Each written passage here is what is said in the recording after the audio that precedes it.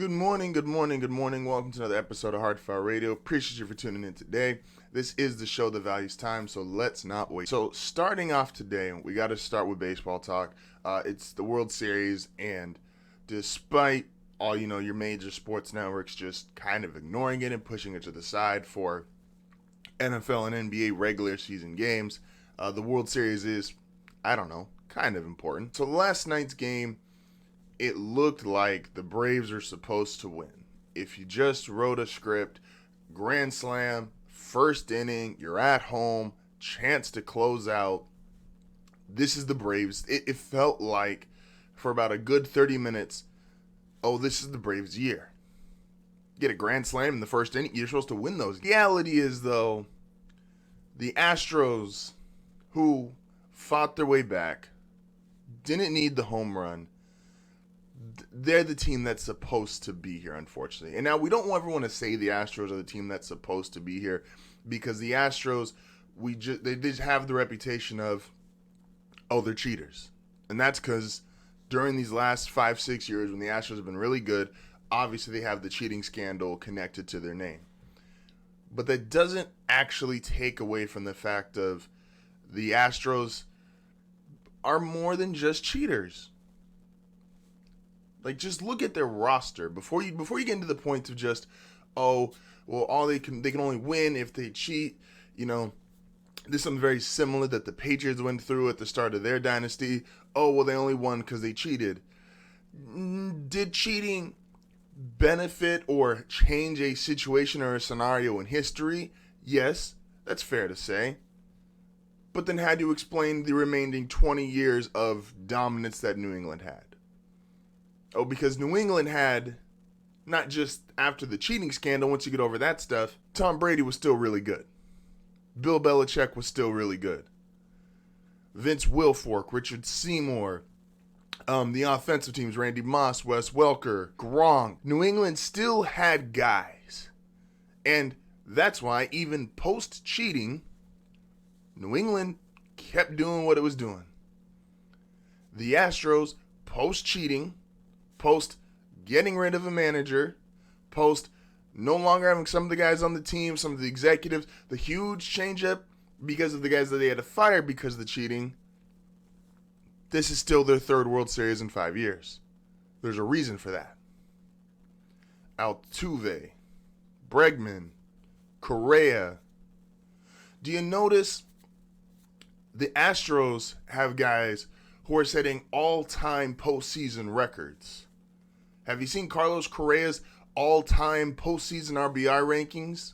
Have you seen Altuve's all-time postseason home run rankings? These are guys who have been here several times, and they are setting all-time records. The Braves, as great as they've played, Braves kind of playing over their head. No one picked the Braves to be in this position. Not saying they don't deserve it, but no one picked them to be here. No one thought they were going to beat the Dodgers. No one thought, even though San Francisco also, you could argue, had a upstart or surprising season for what was expected of them, no one thought the Braves were going to be better than the Giants. Hell, it was a toss-up if you thought the Braves were going to beat the Brewers in the first round. And the Braves, to their credit, have drafted well. They have put together a good young core, obviously with injury to Acuna, but Albies, Acuna, Freeman, they have a core. They've brought in starting pitching to help boost this process. Charlie Morin, who he's going to have one of the craziest stories in World Series history to get to finish an inning and strike out two eventual Hall of Famers with a broken leg.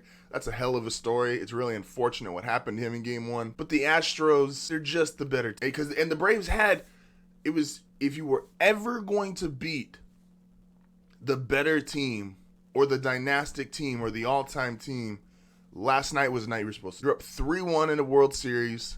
You get a grand slam in the first inning. You got to put that game away. And the Astros did it in a non-Astro way. They didn't need to hit home runs. Talked about on the broadcast, the Astros are the first team since the Red Sox to get 7+ runs, no home runs. And that's not going to happen every game. Both parts aren't going to happen every game. The Astros aren't going to go without homers, and they're not scoring that many runs without a homer. And now, the Braves, who had momentum, the Braves, who had control of this series, are now only up a game, and they got to go back to Houston to get it. And that's not an easy place to win. And I understand as fans, we don't want to give it to them because they're the cheaters. They're the villains. They're the bad guys. We don't want to acknowledge, oh yeah, this is a team that's supposed to be here. They have several future Hall of Famers. They have several great players in their prime. They've got Dusty Baker, who's Hall of Fame manager. The Astros are supposed to be in this position. And them winning last night was kind of just more proof of that. This feels a lot like another Atlanta team versus the quote-unquote villains. Remember the Super Bowl from a couple years ago? Tom Brady threw an interception at the end of the half against the Falcons. That pose of Brady on there, that picture of Brady on the ground, and everybody was celebrating. It was the Patriots' demise. Atlanta was gonna win. Last night, if you looked at that game and you looked at people's reactions post that first inning grand slam, that was supposed to be the Astros' demise. Atlanta was supposed to win, and Atlanta didn't put the Patriots away several years ago in the Super Bowl, and the Braves didn't put the Astros away last night. And I don't think the Braves win another game. The Astros are more than just cheaters. Let's segue from the Astros to the Cowboys. I don't talk about the Cowboys at the rate most sports media does because, well, I just don't. Because most of the time the Cowboys aren't that interesting. Now, the Cowboys always do numbers. The Cowboys always do ratings. And this is why most major sports outlets will always talk about them, because there's a large enough of that fan base and a large enough of that community that even if the Cowboys are terrible, it's worth putting the star on your TV screen because it gets ratings, it gets numbers, it's a business. Understand. The Cowboys are genuinely worth talking about this year because the Cowboys are genuinely a great team this year. Great teams in the NFL is very different than most other leagues. The NFL is the one sport. Baseball kind of works like this. Baseball, if you don't have a good bullpen or you don't have good starting rotation, one of those two, if you're a great team, you're normally never a great team without both of those being at least really good, if not great, and that's because they expose each other throughout the course of the regular season. Well, the NFL, you are not a great team without depth. If you do not have depth and do not have the ability to win in different ways, you will not be a great. Take even a team like tonight, we're going to watch the Kansas City Chiefs, who they're going to beat the Giants. But the reason why Kansas City is not as great this year as they've been in past years is in past years when they've needed to run the ball, they've been able to run the ball. When they've needed their defense to step up, their defense has stepped up. We all know Patrick Mahomes and the offense is crazy, and they've been great. And even with them having this essentially NFL record pace for turnovers, they're still a top 5 offense. But great teams in the NFL have to win with depth and have to be able to win with multiple different ways. And they always show that. And the Cowboys hit great team status last night. You only got 50 yards from Zeke. Screwed up my fantasy football week. You don't have Dak Prescott. And you still beat, well, maybe not a great Vikings team, a good Vikings team on Sunday Night Football. When things don't go your way, how good are you? And how great are you? And the Cowboys showed up last night. They handled business. No, they didn't walk all over the Vikings. No, they didn't run away with that game. But that's not what you need to do over the course of a season when you're a great team and you're facing adversity. Cowboys did not have their starting quarterback. Look at another great team. Go back to Thursday night. We saw what Aaron Rodgers did without his top several receivers, not his starting left tackle. All these guys were out. They didn't blow out the Cardinals, but the fact they won those kind of games, Green Bay had the most impressive victory from last week, easily, because of the circumstances they were under. The Cowboys had the second most impressive win. You don't have your starting quarterback at Sunday Night Football. Zeke only gives you 50 yards. These are the kind of games You win those, these are season defining. The Cowboys are clearly head and shoulders the best team in their division.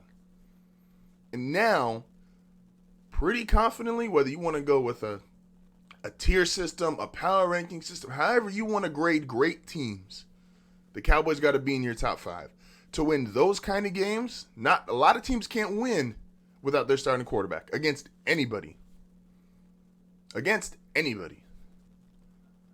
Cowboys start winning games like this because it shows you you're not just only not one-dimensional, to be able to fight through adversity, be able to fight through conditions that are not up to your liking. These are what defines great NFL teams throughout the season. Like the Rams looked great yesterday. Unless you're a betting guy. Because minus 16.5, 16-point win, heartbreaking. I feel for you. But the Rams have essentially had everything go right this season. They've had everything go right. Matthew Stafford's looked great. Cooper Kupp, the receiving core, like they have had to deal with far less adversity than what the Cowboys just went through, alone just what the Cowboys went through last night. And you start to realize who's great by what do the wins look like afterwards. The Cowboys beat the Patriots in their previous game before last night. And they beat the Patriots, and a lot of the talk was, well, they're not New England. Well, what has New England done in the 2 games since playing the Cowboys? They ran all over the Jets, and they beat the team that everybody crowned 2 weeks ago in the LA Chargers and Justin Herbert. And they did what New England has always been. What they look like against the Cowboys, look what they look like against those 2 teams. Let's go all the way back to week 1. The Cowboys played the Bucs, played them tough. During week 1, we all said, well, it's week 1. Anybody can get up and, be excited for that opening season game, and they're going to give them, a real good push. Now look at it. Do we think the Cowboys are a better team than the Bucs? I don't, but I think it's a lot closer now than people would have said week 1.